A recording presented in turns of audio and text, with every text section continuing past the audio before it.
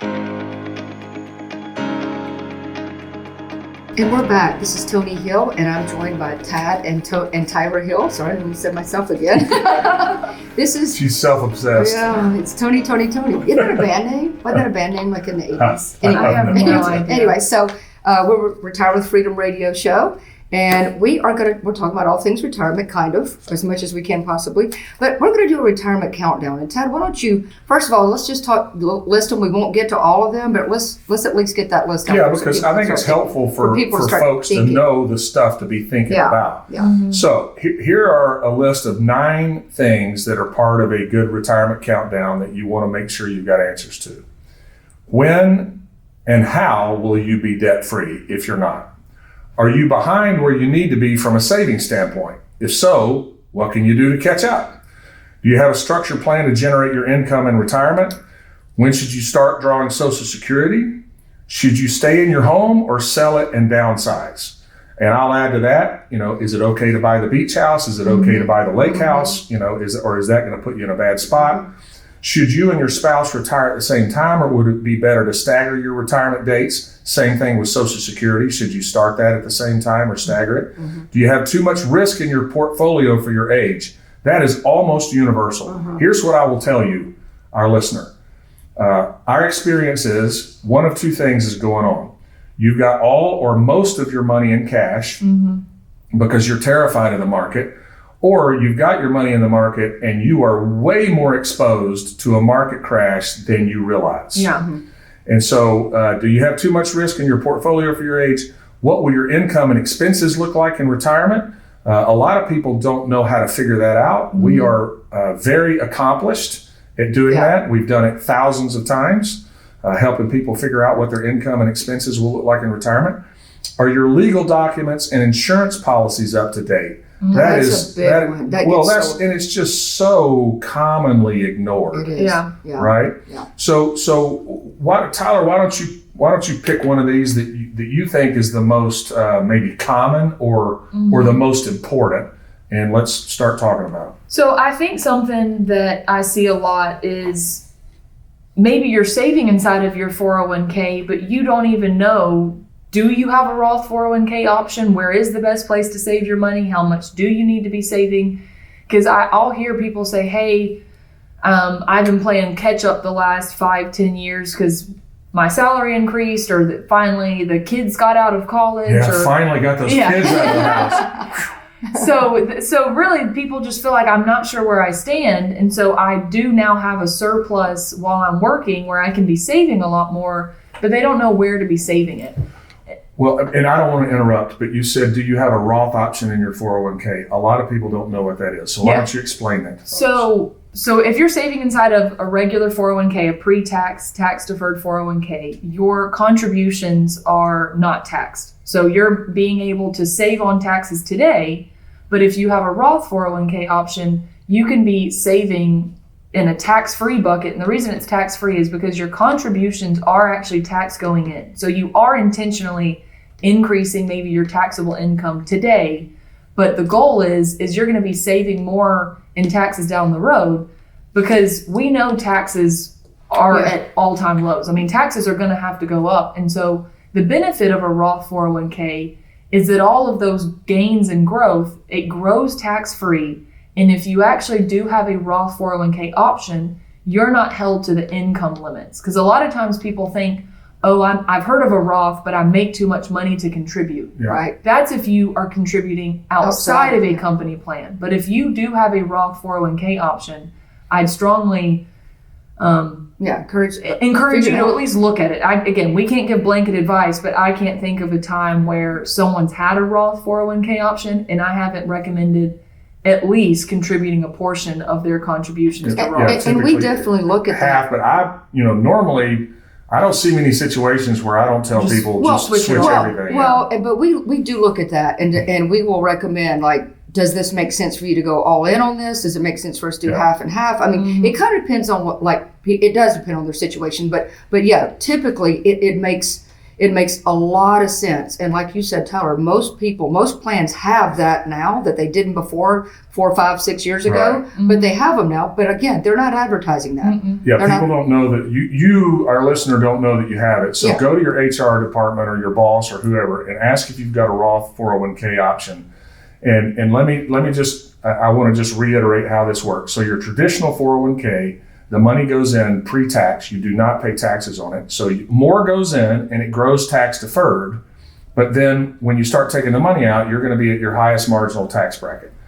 A Roth option, you get taxed on the front end, but then everything grows tax-free. So especially if you're younger, if you're younger and you've got a Roth option, I cannot tell you to do that because I don't know your circumstances, and I actually have a fiduciary duty that requires that I have to know what's going on before I can give you advice.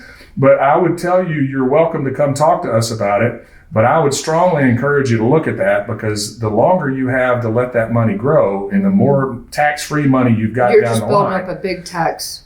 And what we're talking about here is tax planning. We're talking about one aspect of tax planning. The other aspect of tax planning is if you've got a big tax deferred bucket, so money you have never paid taxes on, but you're gonna, I mean, all you got to do is ask yourself, which direction do you think taxes are going to have to go? Right. I mean, if you look at the trajectory of our national debt, it's scary. And so there's only a couple of ways to fix that. One is to generate more revenue for the government or for them to spend less. Well, which one do you think they're going to do? So now we're talking about other strategies like Roth conversions, or if you're going to leave money behind, there are a lot of legacy planning strategies, particularly if you're charitably minded. But if you're not charitably minded, there are still a lot of legacy planning strategies. So if you've got a chunk of money in tax deferred accounts that you have a high degree of confidence you're not going to use it all and you're going to leave it behind, or if you just want to have the greatest chance of paying less taxes in your lifetime, then one of the things that we do is a Roth conversion analysis. We also do legacy planning. So I'm talking more to you folks that have $1 million plus, especially if you've got multiple millions. The tax planning aspect is usually underserved. Unless you are a tax planning person, chances are whoever you're working with probably isn't going through all of these things. I can't say that they're not, but I see all the time where brokers and advisors and even CPAs, are not forward-looking tax planning. Right, because would you rather, you're going to pay the toll to get your money out no matter what. Do you want a smaller toll you pay today, or do you want to pay a bigger toll later? I mean, it's like are you paying taxes on the seed or the harvest? I mean, the tax bill just gets bigger and bigger and bigger. And at that point, once you've retired and you're using it or whatever, you don't really have a choice. You're going to pay whatever the taxes are. Well, because it depending your choices are gone. Depending on when you were born, the government's going to make you start taking money out in the form of required minimum distributions. And don't tax your Social Security. If you've got millions of dollars in tax deferred accounts, your R&Ds are going to be in the hundreds of thousands of dollars. I mean, at least 100 plus. So you're just throwing a bunch out the window. And you're just stacking income onto your 1040 that you don't have to be doing. And I do need to give this disclaimer: we're not CPAs. We don't do people's taxes. We don't prepare taxes. We don't prepare taxes. We don't do any of those sorts of things. And if you've got a CPA that you're working with, we much prefer to the analysis that we do, to have a conversation with them. Make sure that all of your advisors are on the same page. Everybody needs all the advisors on the same page. There's so many people that come in and they're like, well, I have an attorney, I've got a CPA, I've got a broker, but none of them are talking to each other. They don't even know each other. Right. And so, and they don't have a consolidated plan. I mean, that'd be like a football team and they're just all running plays or whatever, how do you win the game? So I cannot encourage you enough to call or text us and do two things. Come to our retirement course, which is a 2.5-hour deep dive into all of this stuff that we're talking about. We're talking about tax planning right now, but we go through healthcare planning, legacy planning, investment planning, income planning. It's the only forum we've got where we can really go deep on all of this stuff. On the radio, we don't have visual aids. We don't have a whiteboard that we can draw on. We don't have any of that sort of thing. The TV show is short. For those of you who don't know, we do a television show on Saturdays at 11 on CBS 42 and Sundays at 10:30 on Fox 6. So I really encourage you to either come in for a visit where we get very specific about your circumstances and we'll give you very direct feedback about where you are. We'll explain how our planning process works, or come to our course where we will introduce you to a lot of concepts and strategies that you may not know anything about. And we'll talk about the details on how to put a retirement plan in place. And the way to do that is to call or text us, 205-988-0006. That's 205-988-0006. 205-988-0006. You can call us, you can text us. And now, let me say this. When you text us, we're going to have to respond to you and say, do you agree to have us, communicate with you via text? And you have to type in the word accept. So it can't be anything else. You can't type yes or any of that. So the text will say, please reply with accept. And sometimes people give us a lot of affirmative words, but it's not that word. And so compliance, which our business is, it's a business that's highly regulated, which it should be.